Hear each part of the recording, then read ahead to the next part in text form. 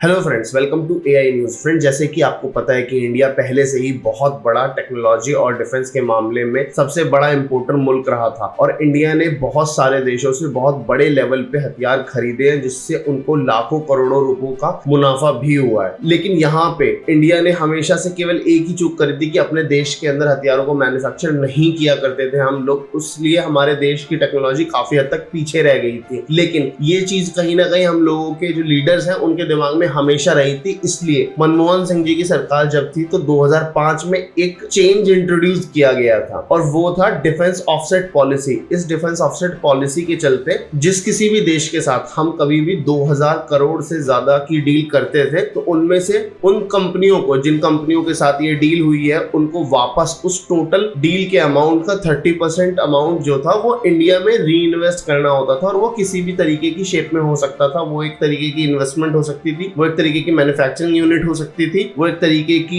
Part saving unit हो सकती थी जहां पे केवल पार्ट्स को सप्लाई करते थे इंडिया में, या फिर वो एक तरीके की रिपेयर वर्क यूनिट भी हो सकती थी। इस तरीके से इंडिया का प्लान था कि जितना पैसा हम बाहर देंगे उसका कुछ पोर्शन ऑफ पैसा वापस इंडिया में आकर के री इन्वेस्ट हो जाएगा, जिससे इंडिया में जॉब्स की जनरेशन भी होगी और जो टेक्नोलॉजी हमने बाहर से खरीदी है, जिस हथियार की टेक्नोलॉजियों को खरीदा हुआ है, वो टेक्नोलॉजी इंडिया में और ज्यादा इजीली रीडेवलप की जा सकेगी। और यही एक सबसे बड़ा रीजन भी था कि इंडिया इतना बड़ा आर्म्स का इंपोर्टर था, तो ये सारे देश इंडिया को जियोपॉलिटिक्स लेवल पे बहुत ज्यादा तरीकों से टैकल करने की कोशिश किया करते थे। इंडिया के ऊपर जियोपॉलिटिक्स दबाव हुआ करता था जिससे ये डील्स को फुलफिल किया जा सके। ये केवल अमेरिका के साथ नहीं, हर कंट्री के साथ इंडिया ने ये चीज फेस जरूर करी है, चाहे वो रशिया ही क्यों ना हो इसके अंदर। लेकिन जब से ही 2005 के अंदर ये डील के साथ ये क्लॉज लगाया गया था, इसकी पूरी पावर दे दी गई थी एमओडी को, मिनिस्ट्री ऑफ डिफेंस को। मिनिस्ट्री ऑफ डिफेंस के पास इतनी पावर थी कि वो किसी भी ऑफसेट पॉलिसी की रूल्स एंड रेगुलेशंस को चेंज कर सकता था। और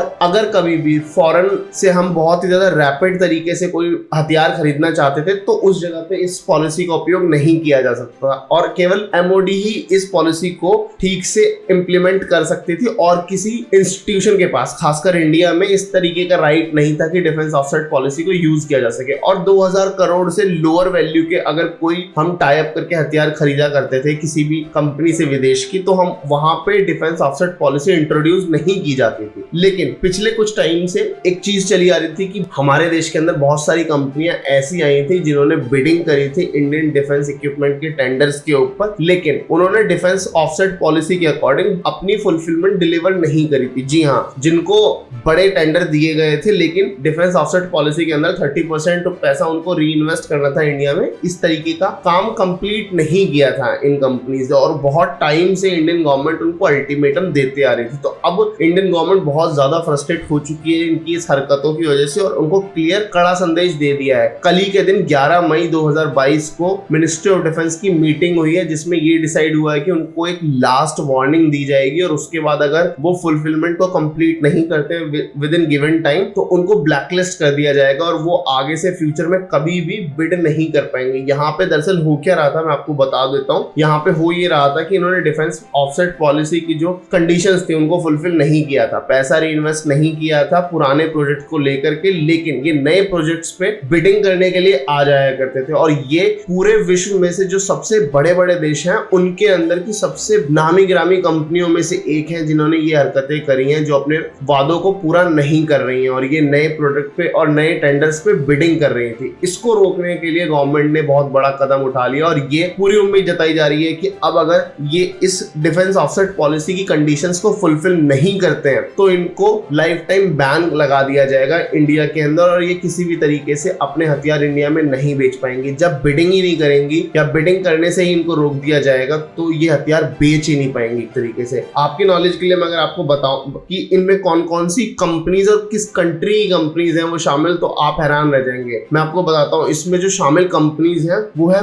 मिग रशिया की कंपनी है, बोइंग जो कि यूएसए की कंपनी है, एल्बिट सिस्टम ये इजराइल की कंपनी है, और यहाँ पे दूसरी कंपनी भी एक्टा सिस्टम आती है, ये भी इजराइल की कंपनी है। फिर आती है बीएई सिस्टम, ये ब्रिटेन की कंपनी है, और उसके बाद आता है डसॉल्ट, थेल्स और साफरान, ये तीनों की तीनों कंपनियां फ्रांस की, और इनके पास भारत के कुछ बहुत ही ज्यादा बड़े डिफेंस टेंडर्स गए हुए हैं जिनके तहत हमने इन लोगों से इनकी टेक्नोलॉजी के तहत सामान खरीदा है। डसॉल्ट तो आपको याद ही होगा और साफरान, इन दोनों के कोऑर्डिनेशन से ही ही राफेल को खरीदा गया था और जो डील हुई थी उसका ये था कि इनको 30% री इन्वेस्ट करना था, वो अब तक इन्होंने री इन्वेस्ट इंडिया में नहीं किया है। इसको लेकर के इंडियन गवर्नमेंट बहुत ज्यादा क्लियर मूड बना चुकी है, इनको लास्ट वार्निंग दे दी गई है और कह दिया गया है कि अगर ये इसको एक पर्टिकुलर गिवन टाइम के अंदर कंप्लीट नहीं करते हैं तो इनको बाहर कर दिया जाएगा, इंडिया से ये बैन कर दी जाएंगे। और ये सुनकर के इन सभी देशों के अंदर ऑलरेडी एक खलबली मची हुई है, क्योंकि इंडिया अभी भी अपने आप में एक बहुत बड़ी मार्केट है हथियारों की, जहां पे कोई भी देश किसी भी तरीके का मौका चूकना नहीं चाहता है। आप लोगों को क्या लगता है कि भारत सरकार द्वारा लिया गया ये कदम किस हद तक इंडिया के लिए फेवरेबल होगा? कमेंट सेक्शन में बताना हमें बिल्कुल ना भूलें। Thank you very much for watching this video.